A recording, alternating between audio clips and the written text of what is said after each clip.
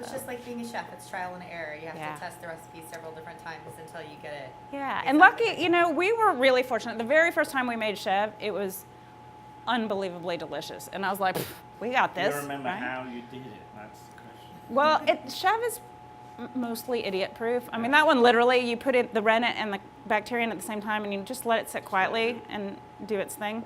The feta takes marginally more skill.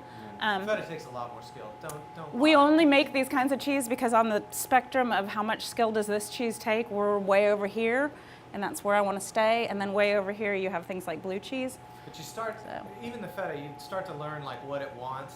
It behaves differently from like the goat season, like I was telling you about earlier. It changes. Right. The amount of milk fat changes. fat. The throughout fat season. changes, And then, like, the ambient of the room, temperature. the amount of humidity. Yep, So yep. she knows really well like what the curd wants and makes adjustment. Like sometimes the curd may sit in one spot for 8 hours in the summer, but in the winter that turns to like 24 hours. It's a lot like baking bread. Like Yeah. a really good baker doesn't measure things anymore. They just know by feeling it, and that's kind of where you get to with And the cheese. same with, you know, it's that thing with restaurants and chefs and producing food to customers. It's just like, you can't, it's not a factory environment.